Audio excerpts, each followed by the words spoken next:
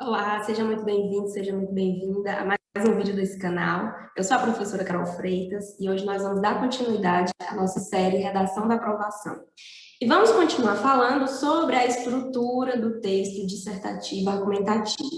E o foco do nosso vídeo de hoje é a microestrutura, ou seja, a estrutura menor, né? A gente tem uma estrutura maior, que é a estrutura do texto, a estrutura macro, mas a estrutura micro, ela é a estrutura de cada parágrafo. E nós vamos falar especialmente sobre o parágrafo de introdução. E como eu já falei, esse é um espaço reservado aí para apresentar o assunto, né, que você vai discutir, o tema da sua redação e as teses que você vai defender ao longo desse texto, ou seja, os seus pontos de vista a respeito desse tema. E aí, muitas vezes, o aluno ele fica com dúvida, assim, como que eu posso começar o meu texto? Você pode começar o seu texto com uma citação. E por que eu estou falando isso? Porque, normalmente, as redações no Nota 1000 do Enem trazem um repertório sociocultural já no parágrafo de introdução, mostrando aí para o corretor que esse aluno, esse candidato, possui não somente um conhecimento textual, mas também um conhecimento de mundo, e que mais que isso, ele sabe aplicar esse conhecimento de mundo que ele tem ao texto. Então, você pode começar com uma citação, ou seja, você traz as palavras de alguém relevante socialmente, né? Um filósofo, um sociólogo, um historiador, um geógrafo, enfim, alguém que é conhecido e reconhecido. Então, eu trouxe aqui um exemplo: desafios para a educação inclusiva na sociedade brasileira. A gente tem dois assuntos aqui que podem ser abordados na citação. Um é educação e outro é inclusão. Nesse caso, a gente pode optar aqui pela educação com a citação do Paulo Freire. Então, você começa. O educador e filósofo brasileiro Paulo Freire afirmava que se a educação sozinha não transforma a sociedade, sem ela tampouco a sociedade muda. Então, logo depois disso, você pode trazer o seu tema, correlacionando de maneira semelhante ou trazendo uma ideia oposta ao que o filósofo e educador Paulo Freire fala. Além disso, você pode começar o seu texto com uma definição. Você traz a definição, a significação de algum dos termos que está ali no seu tema. Obstáculos para o combate ao sedentarismo na atualidade. Então, você poderia falar sobre saúde, né, que é um assunto aqui dentro desse tema, ou você pode falar também sobre sedentarismo. E aí você traz a definição. Define-se como sedentarismo a qualidade de quem ou do que é sedentário, ou de quem tem vida e ou hábitos sedentários. Você pode também definir o que é ser sedentário, né? Não necessariamente só definir o que é o sedentarismo, mas essa também é uma maneira de você começar o seu texto do Enem. Uma outra maneira, um outro modo é a abordagem histórica. Você retoma algum conteúdo, algum fato que aconteceu no passado, para relacionar com o assunto de um modo geral ou com o tema. Então, a gente tem aqui o tema, a manutenção da violência contra a mulher. Podemos trazer aqui, né, a questão do machismo, relacionando o assunto machismo ao tema violência contra a mulher. Ao longo do processo de formação do Estado brasileiro, do século XVI ao século XXI, o pensamento machista consolidou-se e permaneceu forte. A mulher era vista na transição entre a Idade Moderna e a contemporânea como inferior ao homem, tendo seu direito ao voto conquistado apenas na década de 1930, na era Vargas. Então, vamos falar aí de uma sucessão temporal de que os direitos da mulher não eram garantidos. Na verdade, a mulher não possuía quase direito nenhum. E como isso pode influenciar, por exemplo, na questão da violência contra ela. A questão dela ter mais poder, dela poder se sentir de uma maneira diferente, e por isso os homens se sentirem aí ameaçados de alguma maneira, enfim. Você pode tentar relacionar o tema, né, a manutenção da violência, por meio de uma abordagem histórica, recuperando aí esse machismo. Além disso, você pode também começar o seu texto com uma narração ficcional. Você conta um pouco a respeito de um livro, de um filme, de uma série, que traga, claro, algo relacionado ao tema ou aos assuntos que você vai abordar no seu texto. Então, se a gente tem aqui o tema gordofobia no Brasil, eu trouxe aqui para vocês uma narração que eu amo de paixão, que é a série Friends. Então, a gente pode dizer assim: na série Friends, a personagem Mônica Geller conta em alguns episódios o quanto se sentia inferior e como era tratada de modo grosseiro por alguns colegas pelo fato de ser gorda.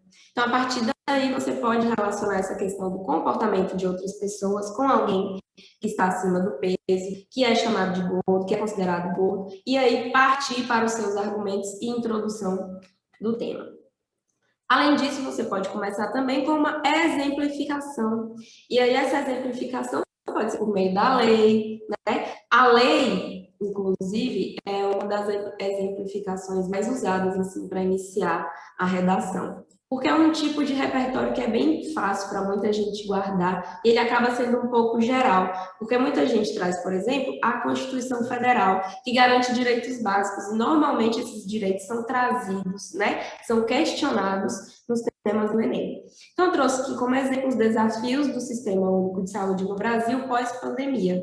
Aí você pode começar com uma exemplificação. Segundo a Constituição Federal de 1988, no seu artigo 196, é dever do Estado garantir o acesso à saúde, bem como é responsável pelas medidas públicas, para zelar pelo bem-estar físico de todos os cidadãos brasileiros. Então, estamos falando aqui que o acesso à saúde é algo garantido. E aí você pode dizer que, porém, apesar dessa garantia, não é isso que acontece na nossa realidade. E aí você introduz o seu tema. Trouxe aqui novamente 2 exemplos de texto nota 1000, o da Júlia Sampaio, que foi nota 1000 em 2020, e aí, para mostrar para você como isso funciona na prática. Ela resolveu iniciar o texto dela, começar o parágrafo de introdução dela, com uma citação, aliás, né, com uma narrativa ficcional. Ela traz aqui a história do filme Coringa. No filme estadunidense Coringa, o personagem principal, Arthur Fleck, sofre de um transtorno mental que o faz ter episódios de riso exagerado e descontrolado em público, motivo pelo qual é frequentemente atacado nas ruas. Então, ela usou aí cerca de 4 linhas para falar, introduzir o assunto transtorno mental, né? E aí, agora ela vai relacionar esse repertório sociocultural com a atualidade e o tema em consonância. Então, ela quer dizer que do mesmo jeito que acontece no filme, acontece na realidade. Em consonância com a realidade de Arthur está a de muitos cidadãos. E olha só, agora ela introduz o tema. Já que o estigma associado às doenças mentais na sociedade brasileira ainda configura um desafio a ser sanado.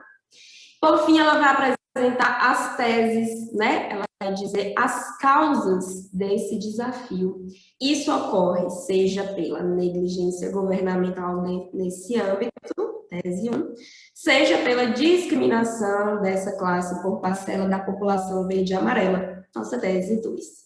E aí ela vai fazer uma coisa que não necessariamente é obrigatória, mas é interessante que você faça a conclusão do parágrafo de introdução.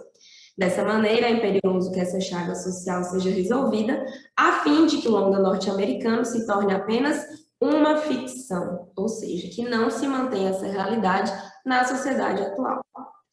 Mais uma vez, o texto aqui agora da Maria Júlia, outro texto nota 1000, a gente já trabalhou ele, trouxe aqui para vocês verem uma outra maneira, né, de iniciar o texto, mas ainda mantendo a estrutura de começar com o repertório, apresentar o tema e as suas teses. Então, a obra Holocausto Brasileiro, da escritora e jornalista Daniela Arbex, retrata as péssimas condições do maior hospital psiquiátrico do país, na cidade de Barbacena.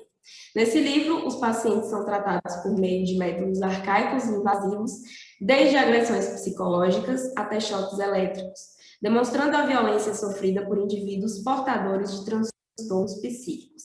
Então, ela introduz também o assunto, transtornos psíquicos.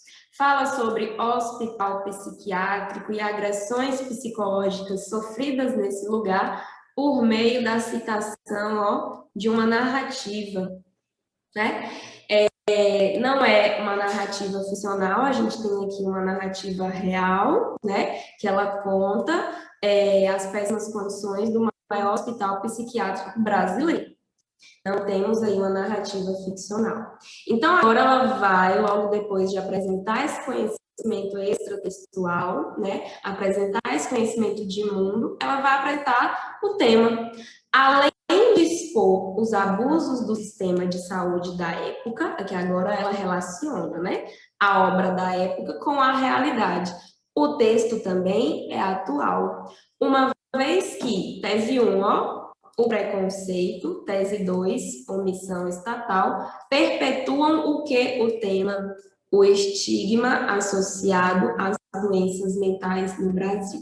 Então, é importante que você traga as palavras que estão no tema. É obrigatório? Não. Mas se você trouxer as palavras do tema na introdução, fica mais fácil de você deixar claro para o seu corretor que você compreendeu aquele tema, fica mais fácil para você deixar claro para ele sobre o que você vai falar naquele texto. Então, olha só, a estrutura do parágrafo de introdução é essa. Um período, como acontece aqui, um período de repertório sociocultural, um período de associação desse repertório com a atualidade, apresentando aí o tema ou os assuntos do tema, e logo em seguida você traz, se você não tiver trazido o tema, né, você traz o tema e as teses. Se você quiser, traz uma conclusão no parágrafo de introdução. Se não quiser, não precisa. Olha aqui, mais um texto nota 1000 que não trouxe a conclusão no parágrafo de introdução. Aqui, a Maria Júlia optou por usar 2 períodos, ó, acaba aqui o primeiro, o outro acaba aqui, para falar a respeito, né, para trazer esse repertório sociocultural, e logo em seguida, ela já relaciona esse repertório com a atualidade e apresenta as teses, e finaliza trazendo essas teses relacionadas ao tema, os pontos de vista dela que respondem ao problema do tema. Ok? Espero que você tenha entendido. Caso não tenha entendido, pode deixar algum comentário aqui e nos vemos no próximo vídeo. Beijo!